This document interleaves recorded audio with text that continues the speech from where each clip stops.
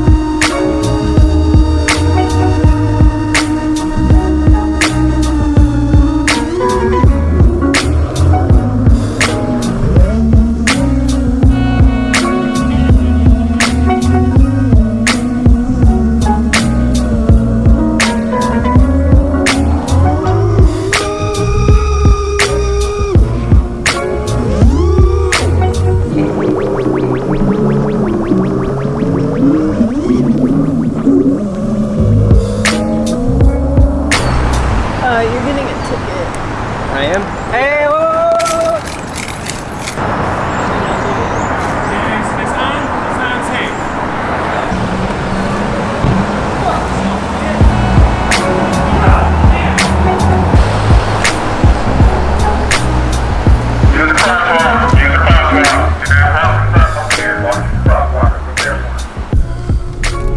Brought to you by Bogans R Us. Hey, peeps of the interwebs. This is Snack. Alright, Jesus Christ. This is Jay and Mr. Steve here. And I don't know, I wanted to talk about some stuff basically about CrossFire because everyone now knows that I'm using CrossFire, not 2.4 FR Skylink. I used to use CrossFire and then I shied away from it because I was having failsafe issues. And yeah, why I was having those issues is because I had a broken antenna. So I found that out just recently as there was someone on, like, I think one of the groups, either Team Black Sheep Lounge or something, some dude was like, yeah, if your antenna spins like this, one of the, what are the antenna called? The Immortal T. The Immortal T, yeah, if it spins freely, it's freaking broken. And mine was broken and I was flying on a broken antenna forever. Yeah. So I ended up having an original prototype module and I had a broken antenna when I got my module replaced. So the original module had a problem, which was like super prototype, and then I got a like newer module after I said, hey, like this one doesn't work, Trappy, can you send me another one? He sent me another one, and then that one I used the antenna from the original one. So the original one was broken and it had a bad antenna. And then I got a good module, but it had a broken antenna, so there was a lot wrong with it, and that's why I stopped using it. And even that old one, like, you did do some stuff on it, like flew with a wing, and then yeah, with a wing, had that famous failsafe. With a wing and a broken antenna, I flew like about 2.5 miles out on 100 milliwatts at about, I don't know, a couple thousand feet. Yeah. And that I had no issues there, but I was scared because it didn't have return to home or anything. But I was also in open space on top of a hill in like a perfect scenario. And then I also had a fail-safe downtown in the city. Cut to that footage.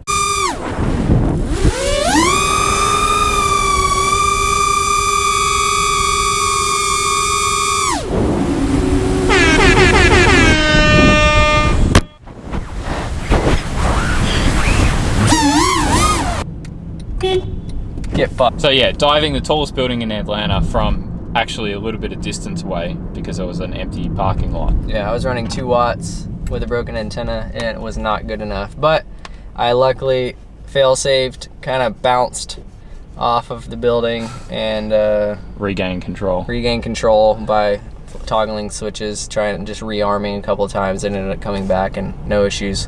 But I mean, it was best case scenario because I was flying over a big courtyard thing with no one in it. So yeah. Even if it had gone down, it still would have been fine. Technically, it would have been completely fine. So, you know. And that was on 2 watts. That was on 2 watts with a broken antenna on CrossFire, and that's the last time that I used CrossFire, which was probably about 1.5 years ago now. And Yeah, about a year and a half ago. And now recently, I mean, the other day I dove the exact same building on 500 milliwatts and had absolutely no issues whatsoever. So I would say you could probably dive it on 25 and be fine, probably, honestly. yeah. But, you know, whatever. You're going to bump the power up to make sure you're definitely not safe, going to yeah. have problems.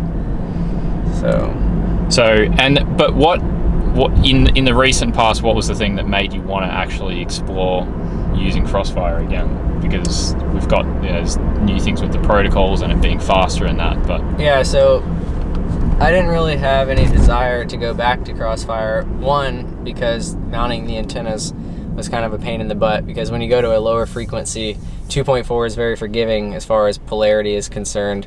Being able to run horizontal polarization versus perpendicular polarization to the antenna that you're transmitting on is not as, it's more forgiving on 2.4, and you also have a much larger band that you're hopping all over, spectrum hopping, so 2.4 gigahertz to 2.5 gigahertz, so you have 100 megahertz that you're hopping between, where on 900 you only have about 30 megahertz that you're hopping between. So that was a problem for me, because in some instances it is actually better to run 2.4 because you might be in an area where it's saturated with 900 megahertz, and that's it is the reason that there is now a spectrum analyzer on the CrossFire transmitting the what is the original one, the big one, not the new $100 one, but the original like $200 with the screen. There's a spectrum analyzer built in because I was having issues with there being problems that I thought were related to the city of Atlanta having a lot of like frequencies on 900 megahertz,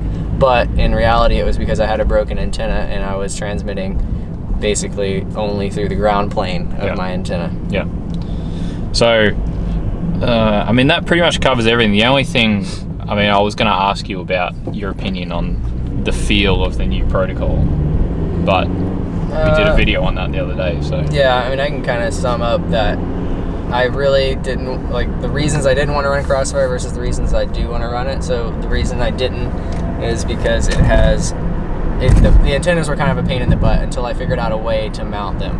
I thought that the Immortal T was going to take care of my antenna issues, but then I realized that the Immortal T, for me, I could only get it in horizontal polarization. It was very difficult for me with the Alien and a top mount battery to run the Immortal T in a vertical polarized manner.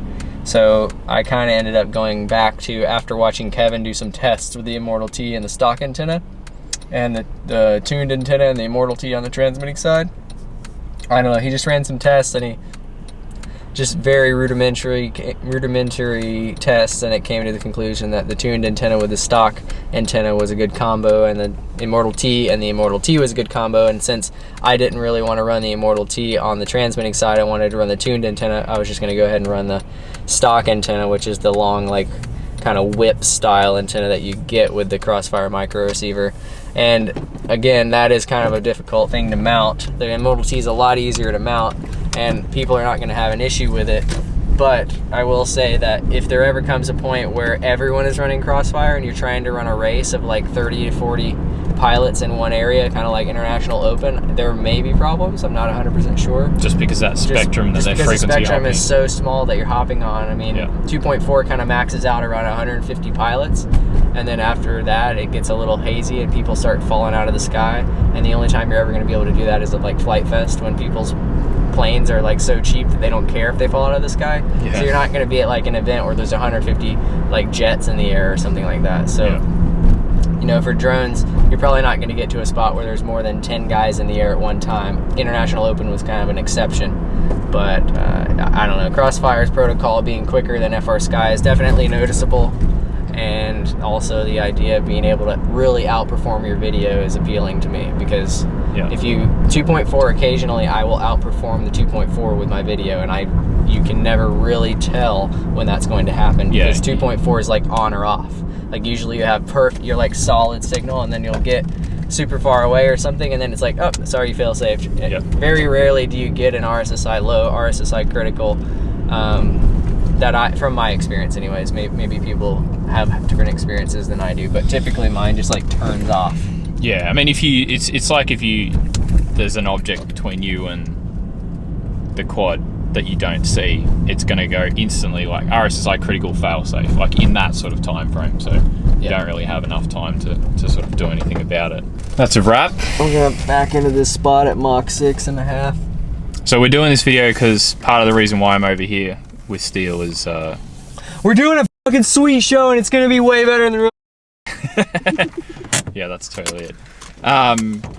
No, just coming over here doing some stuff with for TBS and getting on the CrossFire bandwagon.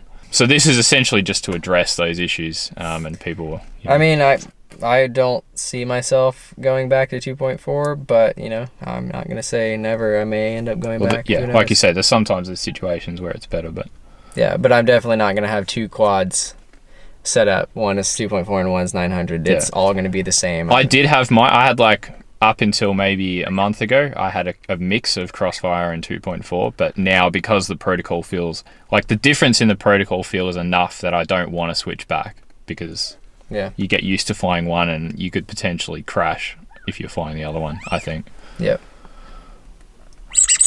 Cool. Do we do it for